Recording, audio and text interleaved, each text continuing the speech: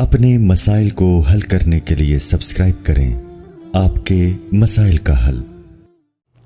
آپ حضرات کو معلوم ہے کہ کل سورج گرہن ہے اور خبریں یہ آ رہی ہیں کہ 80% سورج کل گرہن ہوگا۔ اس بارے میں اسلامی احکام کیا ہیں، شریعت کیا کہتی ہے، اس کے لیے علماء نے سوچا ہے کہ کچھ باتیں عوام تک پہنچائی جائیں، تو اس لیے میں نے بھی ارادہ کیا کہ شرعی احکام اس بارے میں بتائے جائیں، اس میں حکمتیں کیا ہیں۔ رسول اللہ صلی اللہ علیہ وسلم کے دور میں سورج گرہن ہوا ہے۔ آپ صلی اللہ علیہ وسلم کے نرینہ اولاد نہیں تھی، آپ کو اللہ نے اولاد دی اور آپ کے بیٹے کی موت واقع ہوئی۔ یہ ایک بہت بڑا حادثہ تھا اس وقت، کیونکہ عرب میں نرینہ اولاد کی بڑی ویلیو تھی۔ آپ صلی اللہ علیہ وسلم کو اللہ نے بیٹیاں دیں، بیٹا نہیں دیا، اور بیٹا دے کے اٹھا لیا، تو ایک بہت بڑا واقعہ تھا، اور اللہ کی قدرت کے اسی دن سورج بھی گرہن ہو گیا۔ تو عرب یہ کہا کرتے تھے، زمانہ جاہلیت میں یہ بات مشہور تھی کہ کوئی بہت بڑا دنیا میں واقعہ ہوتا ہے تو سورج یا چاند گرہن ہو جاتے ہیں۔ اسی دن سورج بھی گرہن ہوا تو یہ بات پھیل گئی کہ محمد صلی اللہ علیہ وسلم سید الانبیاء رسول اللہ صلی اللہ علیہ وسلم کے بیٹے کی چونکہ موت واقع ہوئی ہے، اس لیے سورج گرہن ہوا ہے۔ آپ صلی اللہ علیہ وسلم نے اس بات کی تردید فرمائی اور آپ نے فرمایا ان الشمس والقمر آیتان من آیات اللہ لا ینکسفان بموت احدہم، کہ سورج اور چاند اللہ کی نشانیوں میں سے ایک نشانی ہے، لا ینکسفان بموت احدہم حیاتہ، نہ تو یہ کسی کی موت کی وجہ سے گرہن ہوتے ہیں، نہ کسی کی زندگی کی وجہ سے، بل یخوف اللہ بہما عبادہ، اللہ ان کے ذریعے اپنے بندوں کو ڈراتے ہیں۔ یہ بخاری مسلم کی حدیث ہے، اپنے بندوں کو خوف زدہ کرتے ہیں۔ تو یہ اللہ کی نشانیاں ہیں، اور آپ صلی اللہ علیہ وسلم نے اس موقع پر نماز کا حکم دیا، اللہ کے سامنے عاجزی اور انکساری کا حکم دیا۔ دیکھیے یہاں ایک بہت اہم پوائنٹ کی بات ہے ان لوگوں کے لیے جو اسلام کے خلاف ہیں، جو محمد صلی اللہ علیہ وسلم سرور دو عالم سید الانبیاء صلی اللہ علیہ وسلم کو سچا نبی نہیں مانتے، ان کے لیے اس حدیث میں آپ صلی اللہ علیہ وسلم کی نبوت کی ایک بہت زبردست دلیل موجود ہے۔ ایک واقعہ ہوا ہے آپ صلی اللہ علیہ وسلم کے بیٹے کی موت کا، اور عرب یہ ویسے ہی کہا کرتے تھے کوئی بہت بڑا دن ہوگا تو سورج گرہن ہوگا۔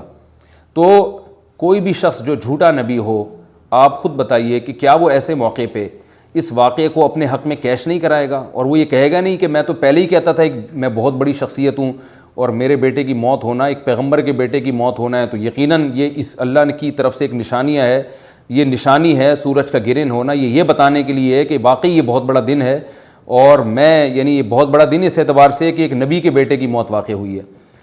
لیکن آپ صلی اللہ علیہ وسلم نے یہ سب نہیں کیا، اور آپ نے بتایا کہ سورج اور چاند کے گرہن ہونے کا کسی کی موت یا زندگی سے کوئی تعلق نہیں، اور آج سائنس نے بھی ثابت کر دیا ہے کہ یہ ایک سائنٹیفک حقیقت ہے کہ جب زمین اور سورج کے درمیان چاند آ جائے تو سورج گرہن ہو جاتا ہے، اور جب چاند اور سورج کے درمیان زمین آ جائے اور سورج کی روشنی چاند تک نہ پہنچ رہی ہو تو چاند گرہن ہو جاتا ہے۔ تو یہ ایک اس میں عبرت کی بات بھی ہے ان لوگوں کے لیے جو آپ صلی اللہ علیہ وسلم کی نبوت میں شک کرتے ہیں۔ البتہ آپ صلی اللہ علیہ وسلم نے اس موقع پر ہمیں حکم دیا کہ اللہ سے تضرع اور عاجزی اور انکساری کی جائے، اپنے گناہوں کی معافی مانگی جائے، اور نماز آپ صلی اللہ علیہ وسلم نے پڑھی۔ اس پہ بھی بعض لوگ اشکال کرتے ہیں کہ یہ جب ایک نیچرل پروسیس ہے تو اس میں اتنا گھبرانے کی، کیونکہ حدیث میں آتا ہے آپ صلی اللہ علیہ وسلم بہت گھبرائے، تو اس میں گھبرانے کی کیا بات ہے؟ تو یاد رکھیے ہر نیچرل پروسیس جو ایک عام معمول سے ہٹ کر ہو، اس میں انسان کے لیے ایک عبرت کی بات ہوتی ہے۔ ہم دیکھتے ہیں رسول اللہ صلی اللہ علیہ وسلم کے دور میں جب تیز ہوا چلتی تھی اور بارش سے پہلے ہوا چلا کرتی تھی تیز ہوائیں، تو آپ صلی اللہ علیہ وسلم گھبرا کے مسجد کی طرف دوڑتے، عاجزی انکساری کرتے، اللہ تعالیٰ سے یہ کہتے کہ اللہ تو نے تو مجھ سے وعدہ کیا ہے کہ جب تک میں ان کے درمیان موجود ہوں تو ان کو عذاب نہیں دے گا۔ تو یہ خوف کا غلبہ تھا آپ صلی اللہ علیہ وسلم پر۔ کیوں؟ وجہ اس کی یہ تھی کہ یہی حالات قوم عاد اور قوم سمود پر بھی آئے ہیں۔ قرآن میں آتا ہے نا فَلَمَّا رَأَوْهُ عَارِضًا مُسْتَقْبِلَ أَوْدِيَتِهِمْ قَالُوا هَذَا عَارِضٌ مُمْطِرُنَا بَلْ هُوَ مَا اسْتَعْجَلْتُمْ بِهِ رِيحٌ فِيهَا عَذَابٌ أَلِيمٌ تُدَمِّرُ كُلَّ شَيْءٍ بِأَمْرِ رَبِّهَا فَأَصْبَحُوا لَا يُرَىٰ إِلَّا مَسَاكِنُهُمْ، کہ وہ بادلوں کو دیکھ کے کہنے لگے یہ تو ایک معمول کے مطابق بادل ہیں جو برسیں گے اور بارش ہوگی۔ تو پیغمبر نے کیا کہا کہ یہ بارش نہیں ہے بلکہ یہ وہ عذاب ہے جس کی تم جلدی کیا کرتے تھے، اور اس میں ایک ایسی ہوا ہے جو اللہ کے حکم سے ہر چیز کو ہلاک کر دے گی۔ اور پھر ان پر ایک ہفتہ عذاب آیا، اور قرآن کہتا ہے کہ وہ ایسے پڑھ کے ہلاک ہو گئے کہ فطر القوم فیہا صرعا کأنہم اعجاز نخل خاویہ. اے مخاطب اگر تو ان کو دیکھتا تو ایسے لگتا کھجور کے تنے ہیں جو اوندھے پڑے ہوئے ہیں. تو ایسے ہوا نے ان کو تہس نہس کر دیا. تو یہ عام معمول سے ہٹ کے جب بھی اس کائنات میں کوئی تغیر آتا ہے تو وہ اللہ کی نشانیوں میں سے ایک سائنٹیفک حقیقت بھی ہے, اس کی ایک لاجک بھی ہے, لیکن اس کے ساتھ ساتھ اللہ کی نشانیوں میں سے ایک نشانی بھی ہے, اور ایسی نشانی ہے جس سے ہمیں ڈرنا چاہیے کہ اللہ تعالیٰ کو اختیار ہے وہ جب چاہے سورج کی روشنی چھین لے, چاہے کسی بھی طرح سے چھینے.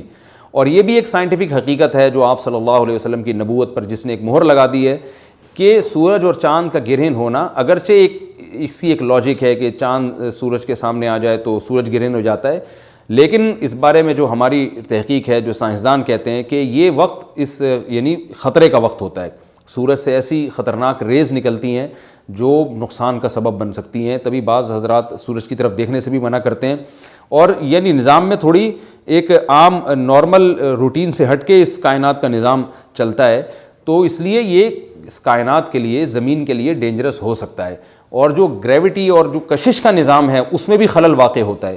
تو ایسا نہیں ہے کہ یہ بالکل ایک نارمل کنڈیشن ہوتی ہے اور اس کا کوئی نقصان ہی نہیں ہے, یہ بالکل غلط ہے. اس میں نقصان کا بہرحال خطرہ ہے, اور اس بات کا امکان موجود ہوتا ہے کہ قدرت انسانوں سے انتقام لے یا انسانوں کو نقصان پہنچائے. اور ویسے بھی جن کے دلوں میں اللہ کا خوف ہوتا ہے وہ تو ویسے ہی اللہ کے وہم من خشیتہ. قرآن مجید میں اللہ تعالیٰ کے ارشاد ہے کہ مشرکین بار بار یہ سوال پوچھتے تھے قیامت کب آئے گی کب آئے گی. اللہ فرماتے ہیں لیکن جو مومنین ہیں ان کو اس سے غرض نہیں ہے کہ کب آئے گی. والذین آمنوا مشفقون منہا, وہ تو قیامت سے گھبراتے ہیں کہ پتہ نہیں ابھی نہ آ جائے. تو جس کے دل میں اللہ کا خوف ہوتا ہے اس کے زندگی گزارنے کا طریقہ کچھ اور ہوتا ہے, وہ بات بات پہ اللہ سے ڈرتا ہے, اس کو اللہ سے ڈرنے کا بہانہ چاہیے, اس کو توبہ کا بہانہ چاہیے. تو اس بحث میں پڑھنا کہ یہ تو ایک لاجیکلی ایک سورج کی روشنی غائب ہو جائے گی, وہ ٹھیک ہے, یہ سائنسدانوں کا شعبہ ہے کہ کیوں غائب ہو رہی ہے, ماہرین فلکیات کا شعبہ ہے, لیکن اہل ایمان کا جو کام ہے اس موقع پر, ان کا جو وظیفہ ہے وہ یہ کہیں کہ اللہ کی نشانیوں میں سے ایک نشانی ہے, اللہ اپنی قدرت دنیا میں دکھاتا ہے کہ میں یہ بھی کر سکتا ہوں چاہے کسی بھی طریقے سے کروں. تو ہمیں اس موقع پر بہرحال اللہ کے سامنے جھکنا چاہیے, اپنے گناہوں سے معافی مانگنی چاہیے, اور وہی عمل کرنا چاہیے جو رسول اللہ صلی اللہ علیہ وسلم نے ہمیں بتایا ہے. اور اس بارے میں جو توہمات پھیلے ہوئے ہیں اس سے بھی ہمیں اجتناب کرنا چاہیے. جیسے نبی صلی اللہ علیہ وسلم نے عربوں کے وہم کو دور کیا ہے, بھائی اس کا کسی کی موت اور زندگی سے کوئی تعلق نہیں ہے. تو اسی طرح آج کل لوگوں میں ایک سورج اور چاند گرہن ہونے کے بارے میں وہم بھی بہت ہے کہ پتہ نہیں کیا ہو جائے گا, حاملہ عورتیں نہ نکلیں, فلانا نہ کرے, اور فلانا خربوزہ نہ کھائے, اس موقع پر کسی نے تربوز کھا لیا تو یہ ہو جائے گا. الٹی الٹی باتیں پتہ نہیں کیا کیا مشہور ہیں. یہ خربوزے تربوز کی تو میں ویسے ہی مثال دے رہا ہوں.